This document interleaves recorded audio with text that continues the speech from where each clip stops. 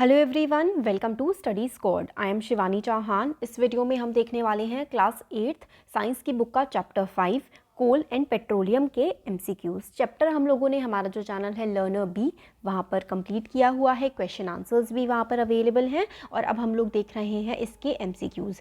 हमारे देखिए काफ़ी सारे चैनल्स हैं, लर्नर बी है, लर्नर बी एक्स्ट्रा है, ये स्टडी स्क्वाड है, ओनली सक्सेस है। तो आप कोई भी चीज़ अगर सर्च करते हैं ना तो आप उसके आगे लिख दीजिए लर्नर बी, आपको सब कुछ मिल जाएगा जो हमने बना रखा है। तो देखते हैं एमसीक्यू कोल एंड पेट्रोलियम के।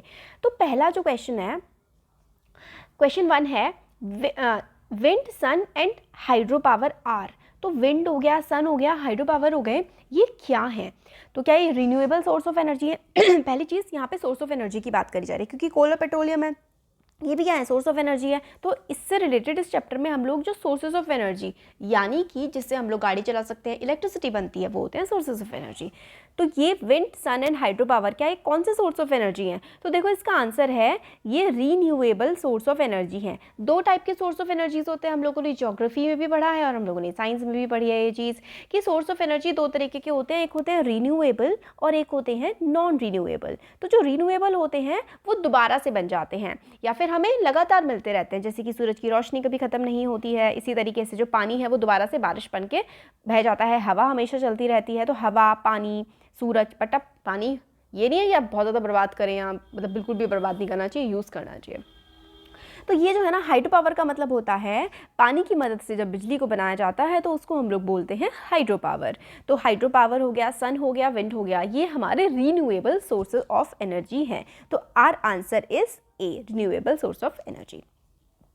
नेक्स्ट क्वेश्चन है unit of the calorific value of combustion of fuel is, the unit of calorific value of combustion is। तो जो calorific value होती है किसी भी फ्यूल की, उसकी यूनिट क्या होती है? क्या वो किलो जूल होती है, जूल, किलो जूल पर ग्राम या फिर किलोग्राम? तो देखो इसका आंसर है सी, यानी कि किलो जूल। जो कैलोरीफिक वैल्यू कैलोरीफिक वैल्यू की जो यूनिट होती है, यूनिट जो हम बाद में लगाते हैं, ठीक है, जैसे कि 480 किलो जूल सपोज करो किसी फ्यूल की कैलोरीफिक वैल्यू है, तो किलो जूल, ठीक है। C is the right answer. Question number 3 है a brownish black sedimentary rock is known as. Sedimentary rock, metamorphic rock है ना, इग्नियस, सेडिमेंट्री, मेटामॉर्फिक, ये हमारी 3 टाइप की रॉक्स होती हैं। तो सेडिमेंट्री रॉक क्या होती है? जो छोटे छोटे टुकड़ों में जैसे टूट के फिर उसके बाद जम जाती है, उसको सेडिमेंट्री रॉक हम लोग कहते हैं। तो ब्राउनिश ब्लैक कलर की सेडिमेंट्री रॉक इनमें से कौन सी है? कोल, कोक, कोलतार या चारकोल, इनमें से कौन सी है ब्राउनिश ब्लैक कलर की sedimentary rock? The answer is C.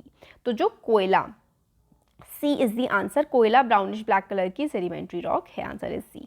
Question number 4 है पीट इज अ टाइप ऑफ। देखिए पीट क्या है? एक चारकोल है, कोक है, कोयला है या फिर इनमें से कुछ भी नहीं है। आप लोगों ने पढ़ा होगा कि कोयला जो होता है वो 4 टाइप का होता है ना। एक तो होता है एंथ्रासाइट, फिर होता है बिटुमिनस, फिर होता है लिग्नाइट और सबसे ऐसा कोल जिसमें सबसे कम कार्बन कंटेंट होता है और एश कंटेंट काफ़ी ज़्यादा होता है, मतलब सबसे बेकार क्वालिटी का जो कोयला होता है वो होता है पीट। तो इसका आंसर हमारा हो जाएगा C, peat is a type of coal. अगर अभी जस्ट मैंने आपको बताए हैं बाकी टाइप ऑफ कोल कौन कौन से होते हैं, एंथ्रासाइट, बिटुमिनस, लिग्नाइट एंड पीट। आप लोग कमेंट बॉक्स में, मैंने आपको आंसर भी बता दिया, कमेंट बॉक्स में एक बार आप लिखेंगे। देखिए क्या होता है ना, जब हम कोई चीज़ लिखते हैं तो हमें वो ज़्यादा अच्छे से याद हो जाती है। तो anthracite, bituminous, lignite and peat are the 4 types of coal. तो peat is a type of coal. Question number 5 है the most pure form of carbon is. Carbon की सबसे ज़्यादा प्योर फॉर्म इन सब में से, most pure form of carbon fuel, carbon fuel की सबसे प्योर फॉर्म इन सब में से क्या होती है? तो ABCD आंसर है बी। तो कोक जो है वो pure form of carbon fuel है, काफ़ी मतलब अच्छा होता है ये कोक। अच्छा तो खैर कोयले से रिलेटेड ज़्यादा पॉल्यूशन तो करते हैं, बट फिर भी इसमें अगर हम आंसर में देखें तो coke is the answer. Question number 6 है the fossil fuel found below the sea के नीचे यानी कि समुद्र में कौन सा फोसिल फ्यूल मिलता है? पेट्रोलियम, केरोसिन, डीजल, कहाँ? तो B is the answer. Petroleum ऐसा फोसिल फ्यूल है जो हमें समुद्र के नीचे मिलता है, ठीक है। क्वेश्चन नंबर 7 है black gold is another name for. काला सोना किसको कहा जाता है? चारकोल को, कोल को, किस चीज़ को? तो जो कोयला होता है ना, ब्लैक गोल्ड, हम लोग जो कोयला होता है वो कोल होता है, बट जो ब्लैक गोल्ड यानी कि काला गोल्ड किसको कहते हैं, हम लोग कहते हैं ब्लैक गोल्ड, हम कहते हैं पेट्रोलियम को। D is the answer. Black gold किसको कहा जाता है, तो जो पेट्रोलियम होता है ना, तेल को हम लोग ब्लैक गोल्ड कहते हैं। नेक्स्ट है question 8, the white semi solid fraction of petroleum used for making Vaseline. तो वैसलीन क्या होता है, वैसलीन हम लोग कहते हैं ना, Vaseline is a petroleum jelly. तो इनमें से क्या होता है, white semi fraction of petroleum use for making Vaseline is, उसको हम लोग क्या बोलते हैं, वो हमारा एक वैक्स होता है, क्योंकि वो काफ़ी ज़्यादा चिकना होता है। तो जो पैराफिन वैक्स होता है ना, paraffin wax, right, paraffin wax. White semi solid fraction of petroleum, white colour का सेमी सॉलिड फ्रैक्शन जो होता है पेट्रोलियम का, which is use for making Vaseline, is paraffin wax, वो होता है paraffin wax. C is the answer. Question number 9 है, out of the following which fuel is best use in the homes. इनमें से घरों में क्या इस्तेमाल होता है, आपके घर में वुड क्या होती है, क्या CNG, क्या LPG या फिर केरोसिन। तो हम लोग कैसे सिलेंडर यूज़ करते हैं, LPG या फिर CNG। हम लोग CNG नहीं, हम CNG तो कार्स में, बसेस में लगती है। जो घरों में इस्तेमाल होता है वो होता है liquefied petroleum gas, LPG cylinders, right, LPG cylinders का हम लोग इस्तेमाल करते हैं अपने घरों में। तो C is the answer. Sorry.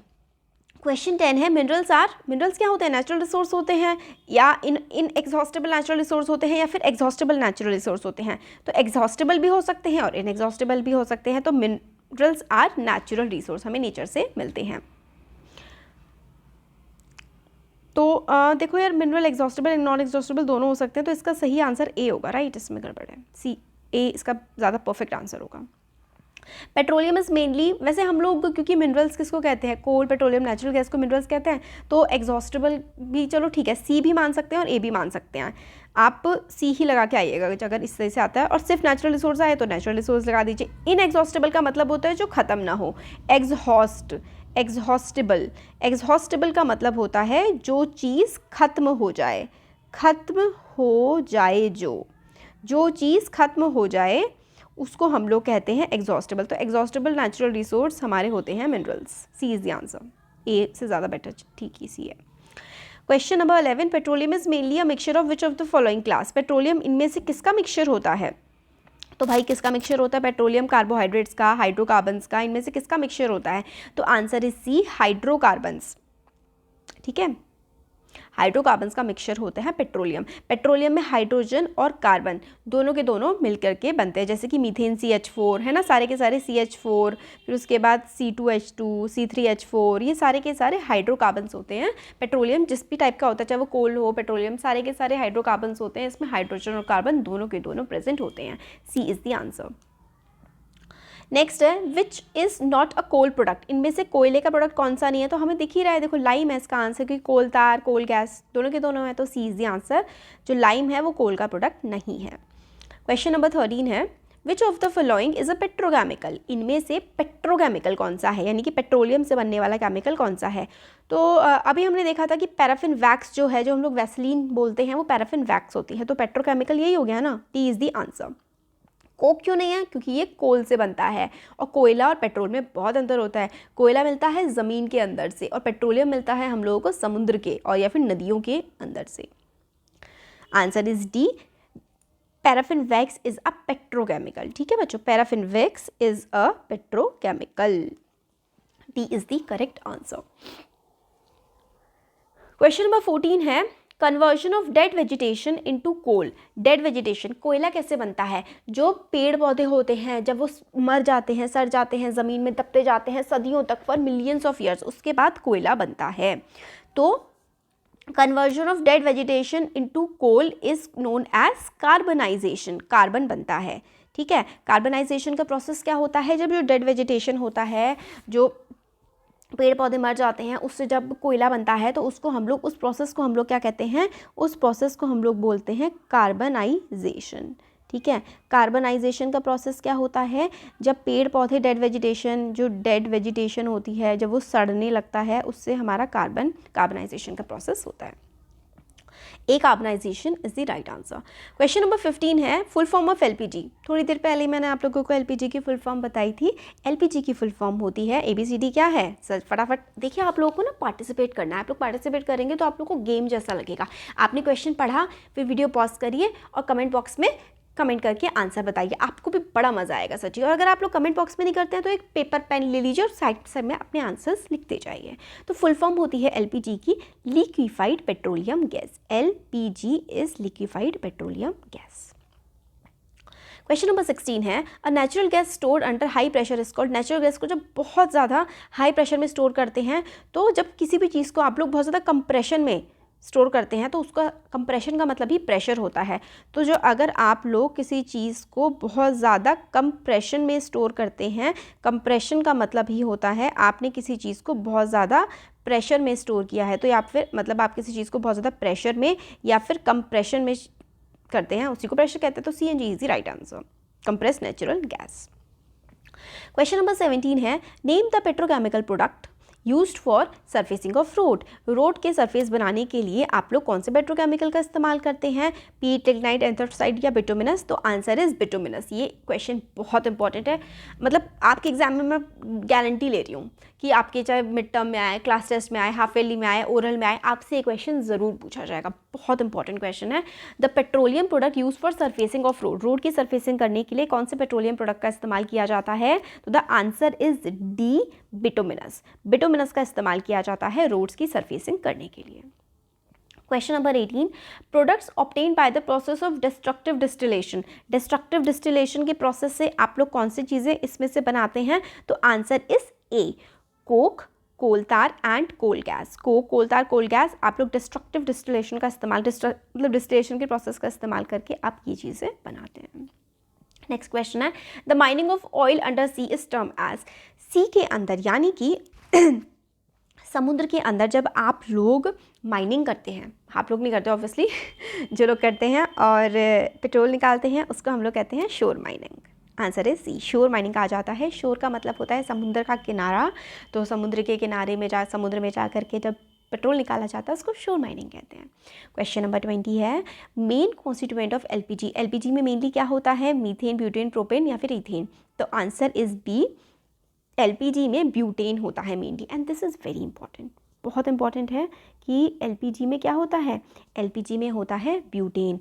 This is very important बच्चों, very very important. In fact I will say कि ब्यूटेन होता है एलपीजी में, काफ़ी इंपॉर्टेंट चीज़ है।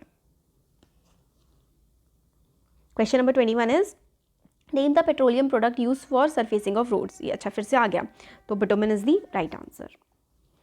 नेक्स्ट है least polluting fuel for vehicle. Vehicle के लिए सबसे कम प्रदूषण करने वाला फ्यूल कौन सा? हमें पता है CNG, right? CNG is the answer. CNG सबसे कम पोल्यूशन करता है। नेक्स्ट क्वेश्चन है petroleum is found under. Petroleum कहाँ पर मिलता है हम लोगों को? वाटर में, सैंड में, कोक में? तो इसका आंसर है हम लोगों को पेट्रोलियम मिलता है सेडिमेंटरी रॉक्स में। तो सेडिमेंटरी रॉक्स जो कि समुद्र या फिर नदियों के किनारे होती हैं, इन सेडिमेंटरी रॉक्स जो समुद्र या नदियों के किनारे में होती हैं उनमें ही हम लोगों को क्या मिलता है? पेट्रोलियम मिलता है। नेक्स्ट क्वेश्चन है in which of the following places natural gases has not been formed in India. India में इनमें से कहाँ पर नेचुरल गैस नहीं मिलती? नॉट बीन फॉर्म्ड या फिर नॉट बीन फाउंड आप लोग कह सकते हैं।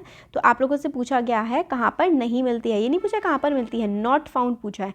तो देखो त्रिपुरा में मिलती है, जैसलमेर में मिलती है, मुंबई में मिलती है, दिल्ली में नहीं मिलती। तो हमसे पूछा गया है कहाँ पर नहीं मिलती है, तो दिल्ली में भाई नहीं मिलती है। D is the right answer. Question number 25 है when coal burns in air then. जब कोयला बर्न होता है यानी कि जब कोयला जलता है तो carbon dioxide is form, sulphur dioxide is form, carbon monoxide is form या फिर हाइड्रोजन गैस इज फॉर्म। तो जब देखो बच्चों कोयला जलता है, तो कोयला जब जलता है तो हमने देखा है ना कि कार्बन डाइऑक्साइड की मात्रा काफ़ी ज़्यादा हवा में बढ़ती जाती है। तो जब कोयला जलता है तो क्या कौन सी गैस निकलती है? Carbon dioxide gas is form. जब कोयला जलता है तो कौन सी गैस निकलती है? Carbon dioxide. ठीक है। नेक्स्ट क्वेश्चन है purest form of carbon is. इनमें से कार्बन की सबसे प्योर फॉर्म कौन सी होती है? तो कार्बन की सबसे प्योर फॉर्म हम लोगों को कौन सी देखने को मिलती है? थोड़ी देर पहले इससे रिलेटेड हमने क्वेश्चन देखा था कि प्योर फॉर्म ऑफ कार्बन होती है कोयला, कोक, COK कोक वाली। The first oil well was drilled in, सबसे पहला जो कुएँ का जो तेल का कुआं खोदा गया था वो कहाँ पर खोदा गया था? तो सबसे पहला तेल का कुआं कहाँ पर खोदा गया था? USA is the right answer. PCRA, PCRA is the full form of, तो PCRA आप लोग बताएं कि किसकी फुल फॉर्म है? तो petroleum conservation research association, PCRA है petroleum conservation research association. Example of fossil fuel, fossil fuel का एग्जाम्पल अब इनमें से तो हम बता ही सकते हैं कि कोयला, कोयला is an example of fossil fuel. Fossil fuel क्या होते हैं? ऐसे, फोसिल का मतलब होता है ऐसे जीव जंतु जो कई सदियों पहले मर गए थे और फिर वो दब गए थे और उनसे जो फ्यूल बनता है उसको हम फोसिल फ्यूल कहते हैं। तो कोयला is example of fossil fuel. Which of the following is natural resource, इनमें से नेचुरल रिसोर्स कौन सा है? कौन सा दिख रहा है? Water is a natural resource, बाकी कार बस पार्क से तो हमने बनाए हैं। तो हम लोगों ने देखे 30 MCQs। होपफुली आप लोगों को चैप्टर में काफ़ी हेल्प मिलेगी। अच्छा लगा है वीडियो को तो लाइक ज़रूर करना, शेयर करना और सब्सक्राइब करना चैनल को। Thank you.